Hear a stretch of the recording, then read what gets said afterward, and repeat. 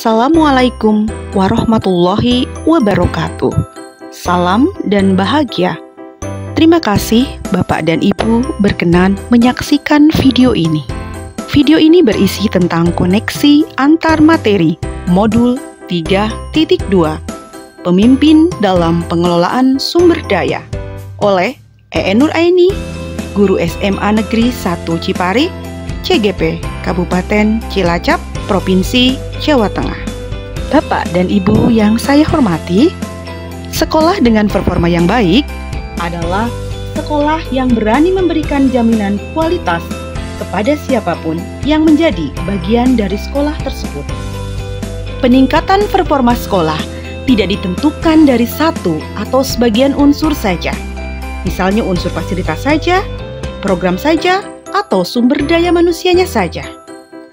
Performa sekolah ditentukan dari keberhasilan pemimpin sekolah dalam memanajemen semua unsur, seperti sumber daya manusia, program, dan fasilitas yang ada, serta mampu mengoptimalkan 7 aset utama sekolah. Mengelola sumber daya merupakan hal yang sangat penting dilakukan dalam suatu komunitas. Salah satunya adalah di lingkungan sekolah. Optimalnya adalah suatu lembaga pendidikan atau sekolah memiliki sumber daya yang dapat dimanfaatkan untuk mencapai suatu tujuan, visi, dan misi yang sudah direncanakan. Sekolah sebagai suatu ekosistem. Sebagai suatu ekosistem pendidikan yang di dalamnya terdapat komponen hidup biotik dan tak hidup abiotik. Satu sama lain saling berkontribusi, berkaitan, dan saling berinteraksi dalam konteks keberlangsungan penyelenggaraan dan pelayanan pendidikan di level mikro. Faktor-faktor biotik yang ada dalam ekosistem sekolah diantaranya 1 peserta didik, 2 kepala sekolah, 3 guru, 4 staf dan tenaga kependidikan, 5 pengawas sekolah, 6 orang tua pendidik, dan 7 masyarakat sekitar sekolah. Selain faktor-faktor biotik yang sudah disebutkan, faktor-faktor abiotik juga memiliki kontribusi untuk keberlangsungan proses pendidikan di sekolah. Di antaranya adalah 1 keuangan, 2 sarana dan prasarana sekolah. Untuk menggerakkan sebuah komponen biotik dan abiotik dalam komunitas sekolah, dibutuhkan keunggulan dalam pengelolaan sumber daya. Dalam konteks ini, peranan pemimpin sangat esensial dalam melihat potensi dan menggerakkan sumber daya yang dimiliki. Pendekatan berbasis aset merupakan pendekatan yang menekankan pada kekuatan berpikir positif untuk mengembangkan diri. Sementara pendekatan berbasis defisit adalah pendekatan yang memusatkan perhatian pada kekurangan, apa yang mengganggu dan apa yang tidak bekerja. Perbedaannya, berbasis pada kekurangan lebih fokus pada masalah dan isu, berkutat pada masalah utama, mengidentifikasi kebutuhan dan kekurangan, selalu bertanya apa yang kurang. Fokus mencari bantuan dari sponsor dan institusi lain, merancang program atau proyek untuk menyelesaikan masalah, serta mengatur kelompok yang dapat melaksanakan proyek. Sedangkan berbasis aset fokus pada aset dan kekuatan, membayangkan masa depan, berpikir tentang kesuksesan yang telah diraih dan kekuatan untuk mencapai kesuksesan tersebut, mengorganisasikan kompetensi dan sumber daya, aset, dan kekuatan. Merancang sebuah rencana berdasarkan visi dan kekuatan, serta melaksanakan rencana aksi nyata yang sudah diprogramkan.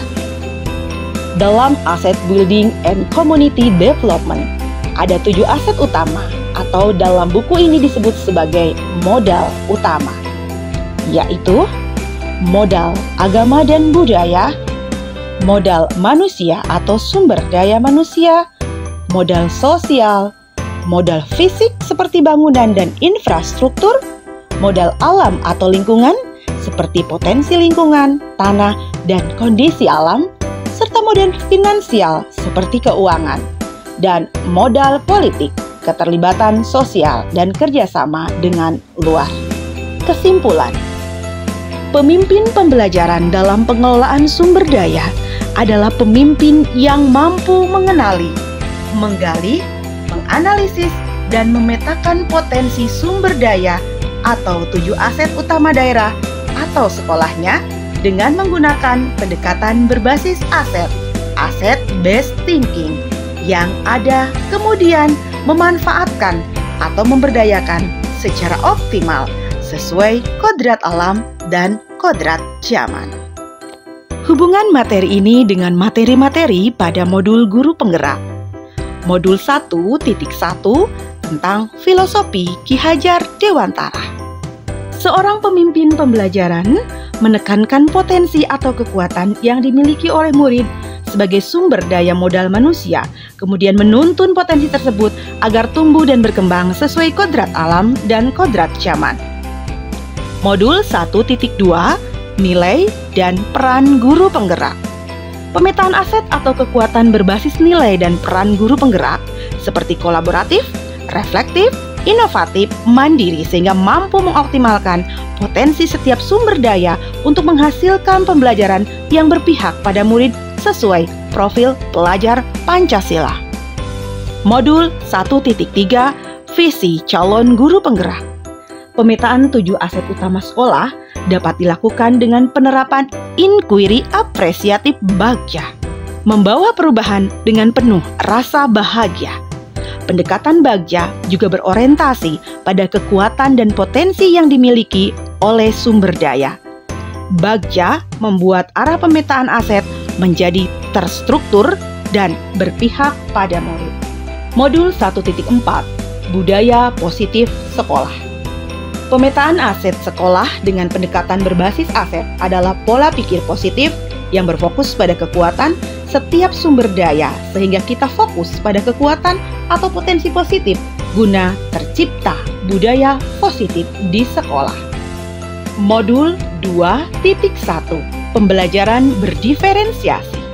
Seorang pemimpin pembelajaran memetakan kekuatan potensi berbasis aset yang dimiliki oleh murid untuk menghadirkan pembelajaran berdiferensiasi, karena setiap murid memiliki kebutuhan belajar yang berbeda-beda, beda dan unggul.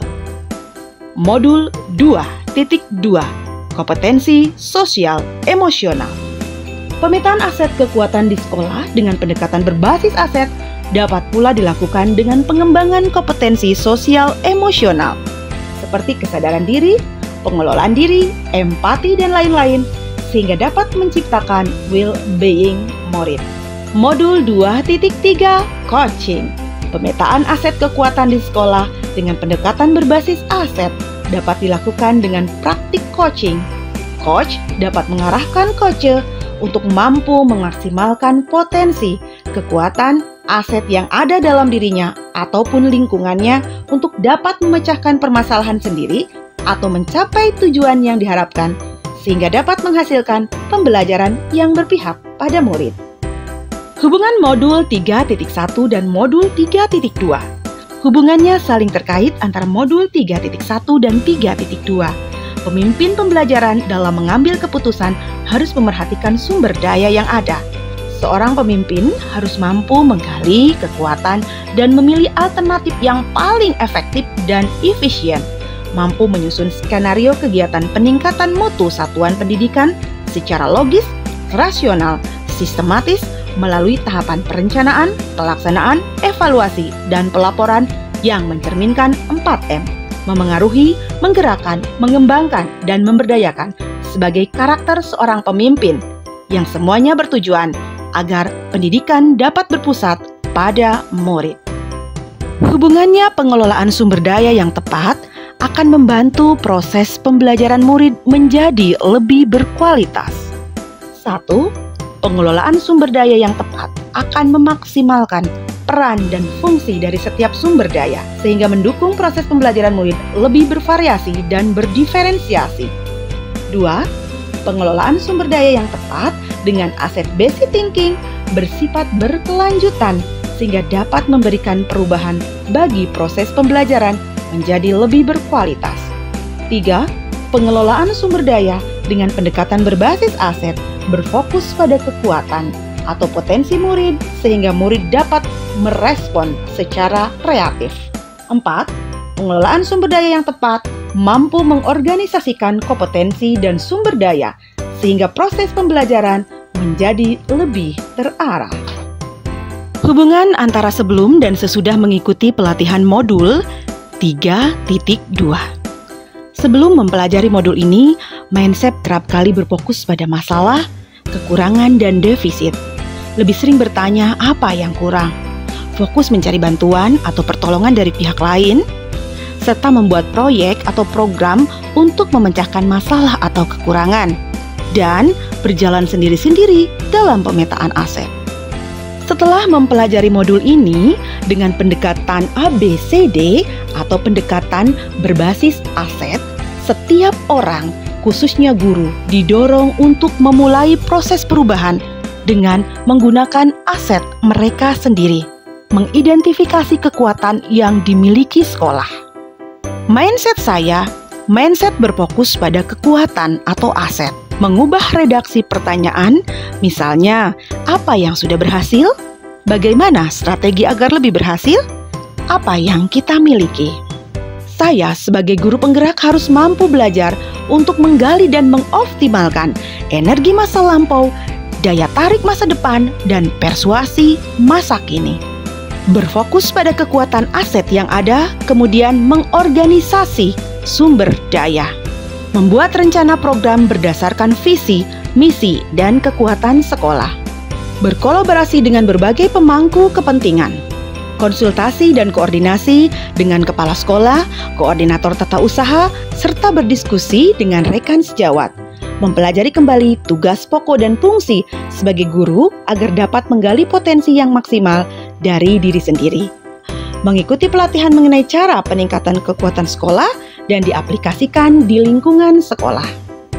Capaian khusus modul 3.2. Merancang aset dan kekuatan dalam pengelolaan sumber daya yang efektif dan efisien. Merancang pemetaan potensi yang dimiliki sekolah dengan penggunaan pengembangan komunitas berbasis aset. Merancang program kecil menggunakan hasil pemetaan kekuatan atau aset yang sudah dilakukan. Menunjukkan sikap aktif, terbuka, kritis, dan kreatif dalam upaya pengelolaan sumber daya. Demikian yang dapat saya sampaikan. Terima kasih. Mohon maaf atas segala kekurangan. Billahi taufik wal hidayah. Wassalamualaikum warahmatullahi wabarakatuh. Salam dan bahagia.